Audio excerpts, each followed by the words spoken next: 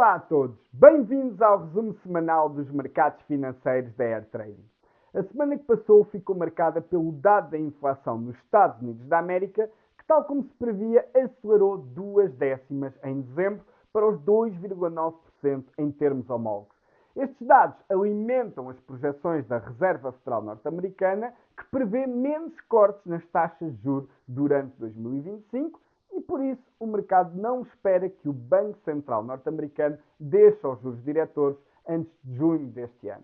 Quanto às atas da última reunião do Banco Central Europeu, que foram publicadas na passada quarta-feira, revelaram uma confiança crescente entre os membros do Comitê do Banco Central Europeu de que a inflação retornará aos níveis-alvo até ao primeiro semestre deste ano.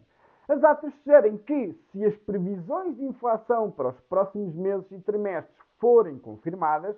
seria apropriado continuar a descer as taxas de juros gradualmente. No entanto, as atas também destacam que ainda há vários riscos para a perspectiva de inflação, riscos estes tanto para cima como para baixo. Para além disso, na última semana demos início à earnings season, ou seja, demos início à temporada de apresentação de resultados empresariais nos Estados Unidos da América, com o setor da banca a dar o pontapé de saída. No geral, os resultados dos maiores bancos dos Estados Unidos foram sólidos no quarto trimestre de 2024, associados ao bom desempenho das suas áreas de investimentos, que beneficiaram, obviamente, dos mercados a cotar em máximos históricos. Esta semana, apesar de começar com a tomada de posse de Donald Trump, as bolsas norte-americanas estão fechadas devido ao feriado em homenagem a Martin Luther King Jr. O destaque da semana vai para o Fórum Económico Mundial, que se realiza anualmente em Davos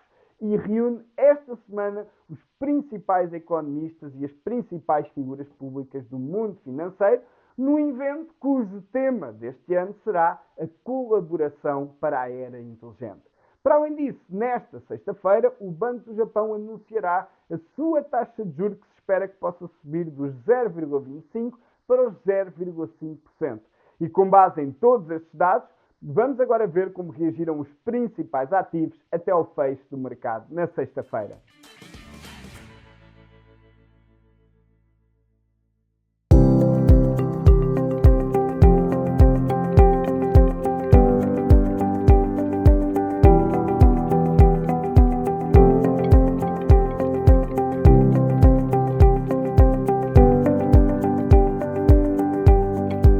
Relativamente à oportunidade desta semana, destacamos o comportamento em termos técnicos do índice francês CAC 40.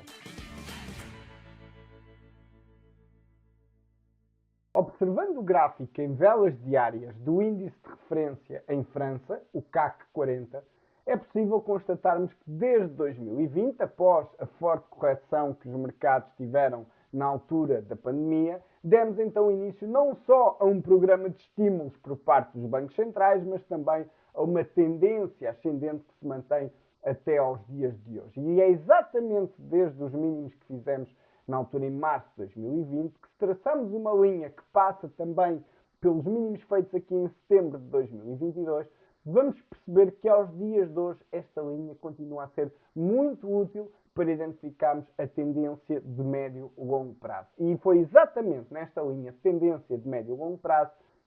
que surgiu a oportunidade de comprar a favor não só da tendência ascendente, mas também daquilo que é o comportamento de curto prazo que o CAC 40 tem vindo a ter. E como é possível observar, 2024 foi um ano muito diferente quando comparamos com os outros índices. No caso do índice francês, foi um ano em que tivemos, ao fim e ao cabo, correções,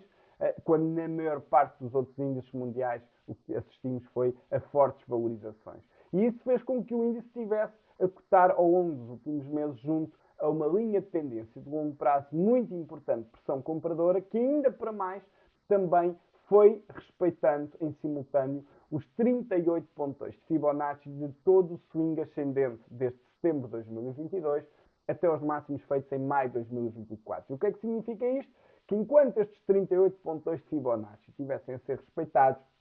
haveria uma maior probabilidade do preço deste índice poder subir para novos máximos históricos. Paralelamente a isso, a linha de tendência, que foi em alguns momentos no final do ano passado quebrada, também é verdade que foi recuperada. E a partir do momento que esta linha passa a ser recuperada e volta outra vez a cotar acima da mesma, ela volta a ter o mesmo significado que tinha antes, que era uma linha muito importante de pressão compradora. E foi por isso que surgiu aí a oportunidade para se negociar o índice francês, o CAC 40, acreditando então que a linha de resistência onde estávamos a tocar iria acabar por ser quebrada, que foi o que felizmente aconteceu, e quando quebrou essa linha de resistência, quebrou com muita força. Portanto, uma vez mais, a tendência de longo prazo a sobrepor-se à tendência de mais a curto e médio prazo. Paralelamente a isto, desenhámos, portanto, as retrações de Fibonacci, desde os máximos históricos até aos mínimos feitos no ano passado, e definimos como objetivo esta região dos 7.800, que praticamente já está a tocar, e por isso é a zona onde temos definido o nosso objetivo para um trade onde permitiu-nos obter mais